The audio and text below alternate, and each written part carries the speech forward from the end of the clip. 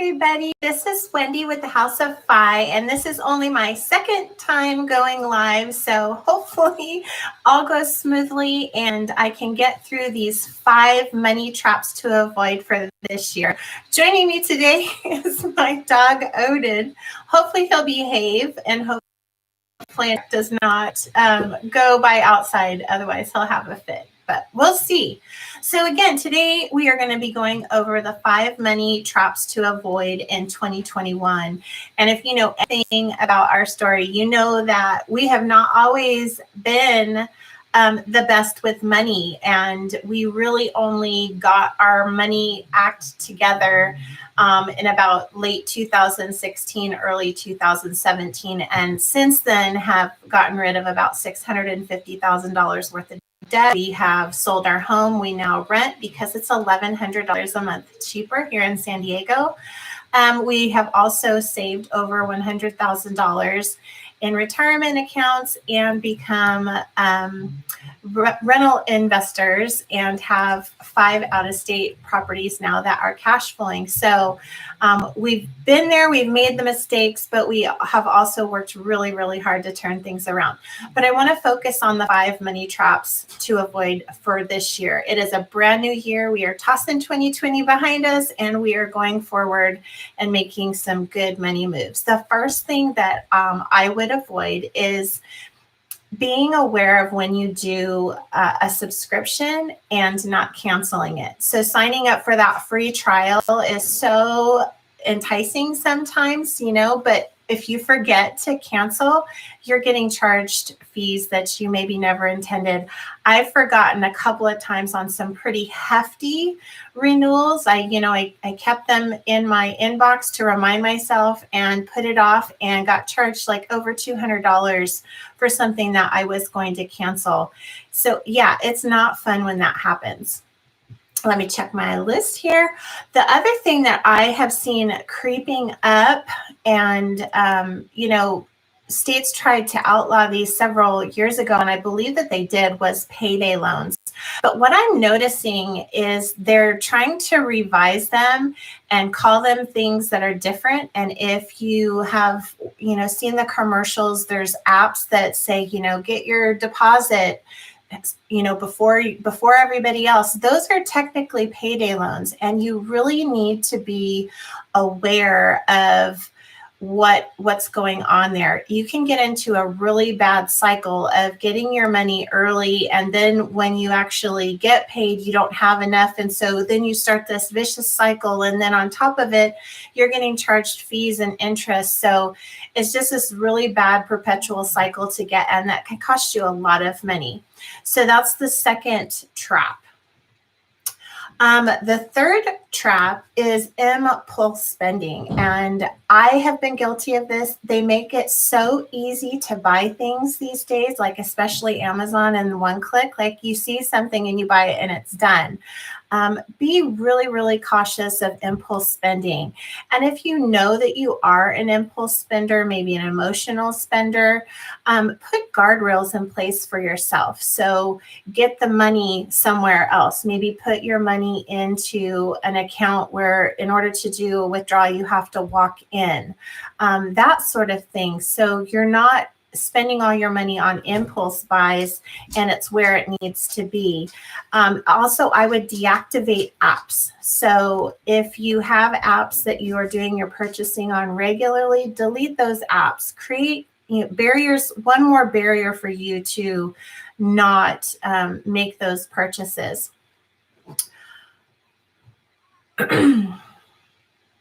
The other part of impulse buying is to really, you really need to have a budget. Use your budget. It's one of those guardrails in place for you. And if you really feel like you're deprived, if you can't do some kind of shopping, make sure that you're putting money in your budget for that. It's not that you can't spend your money, but you should be doing it in a way that aligns with your goals for your money. So if you've set aside $100 a month for shopping or fun money or whatever, that's in your budget, and make sure that you're only spending that amount. Get rich. Only people that are getting rich are the people who are selling the product. really be careful of these sorts of things. Now, I'm not talking about courses that maybe advance your knowledge or teach you a skill or that sort of thing.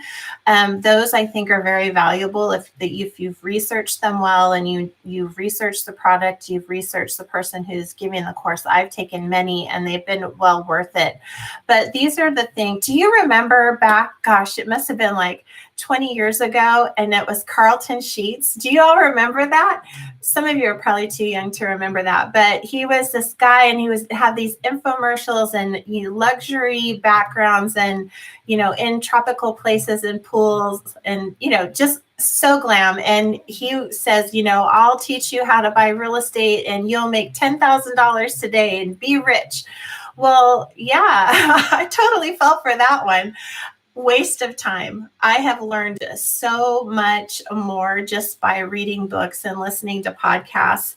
And it's not a get rich process of getting into real estate. So if you're seeing somebody who's taking advantage of your desperate situation, I know that the way that I found the financial independence community was I was feeling desperate and I was looking for that laptop lifestyle. But what I discovered is that it's not a sprint, it is a marathon, and you have to lay the groundwork. So just really beware of get rich quick scams, and do your research before jumping into anything like that. Know what you're buying into and look for reviews too. You can find out a lot about these people just by going to the reviews. All right, now the last one has a whole bunch under the umbrella. It's mindset traps. It's these ways of thinking that maybe we grew up with, or maybe we heard, or maybe that has just become part of our financial language. And so one of them I hear an awful lot, and sometimes it absolutely is the case, but I think more often than not, it's the I can't afford to save. And I have been guilty of that in the past. I couldn't see a way that we could save any money because we spent every dime we had. So some ways to really avoid that is making sure that you are paying yourself first, that your saving money should be one of your very, very first priorities. So don't fall into the we can't afford to save.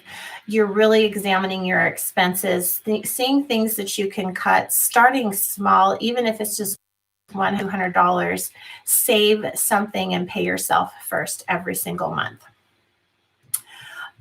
Not tracking your spending. I firmly believe that if you track your spending, you will find areas where you can cut. We spend way more money unintentionally than we realize. And it's only when you go back and actually look at your entries that you find those things. And then you can make intentional steps to stop doing that. Quality over expense. This is another mindset. We see something on sale, it's 70% off. We get it because it's cheap. I can't believe this is $5, but you really need to be looking at the quality.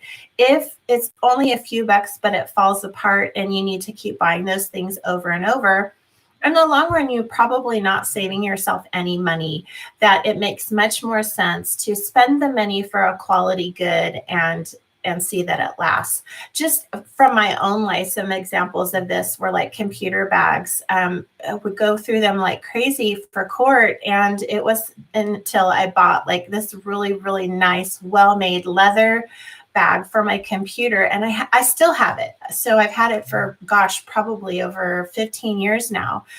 So it was well worth the expense. My sons and jeans.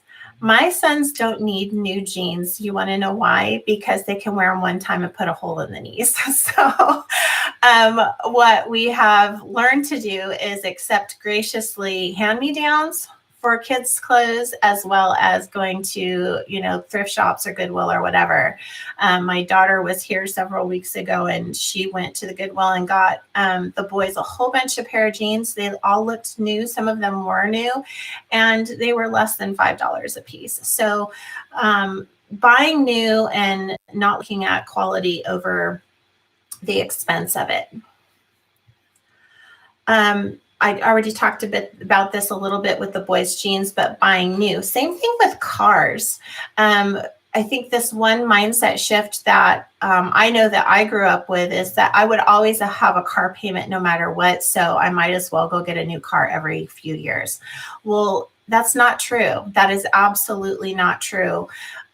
We do not have car payments anymore because we have paid off our cars. We bought cars that we knew were going to last. We serviced them regularly. We paid them off and they run just fine. The minute you drive your car off the lot, it's depreciated thousands and thousands of dollars. So if you really must buy a brand new or a new car, buy a few years old. You're still going to get some of the newness of it, but you're going to not have thrown several $1,000s in the trash can. So buying new isn't always the best thing to do. Offer up is another great way. If you are looking for a purchase, going to offer up first and seeing if it's something that someone else is getting rid of. We've gotten several things this way.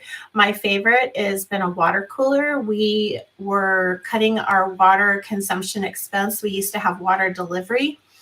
My husband will not drink tap water, so we needed something for him, and he wanted the cooler water. So I got on OfferUp. I found this really great cooler for $50. We got it home. We sterilized it, cleaned it out.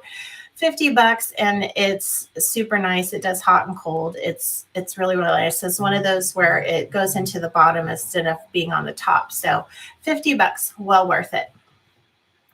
And then the final mental shift is avoiding all risk, but also not taking calculated risks. So I know a lot of us who are maybe new to the financial independence community or just handling our money as well.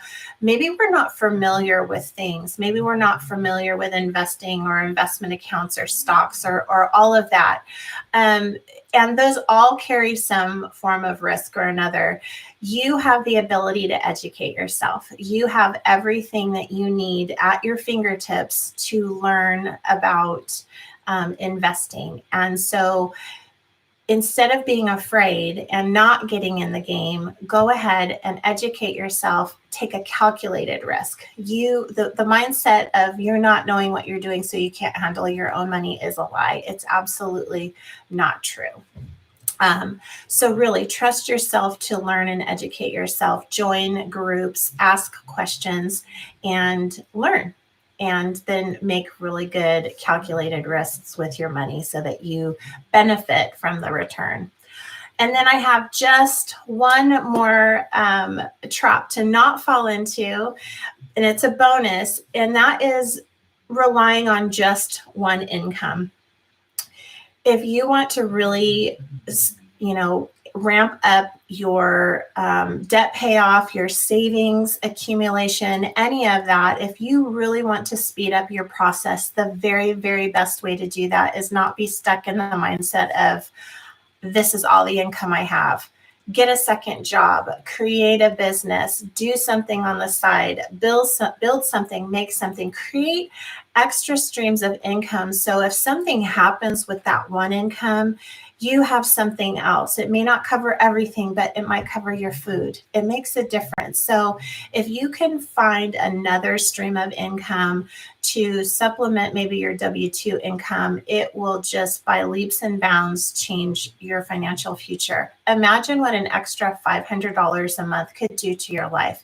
That's enough to fund your IRA. It's enough to pay down debt. So just really, really think about it. Having multiple streams of income is the way that we are getting to financial independence. Right now we have 3, but we're working on a 4th and possibly a 5th because we want to accelerate this process and be financially independent in 5 years.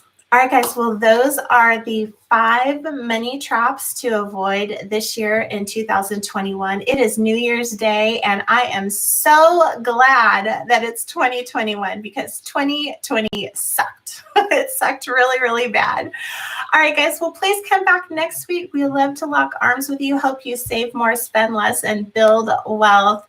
If you haven't subscribed, please do hit that like button. We'd love to lock arms with you and do this journey with you together. Now I just need to see how I can turn this off. Bye. Found it.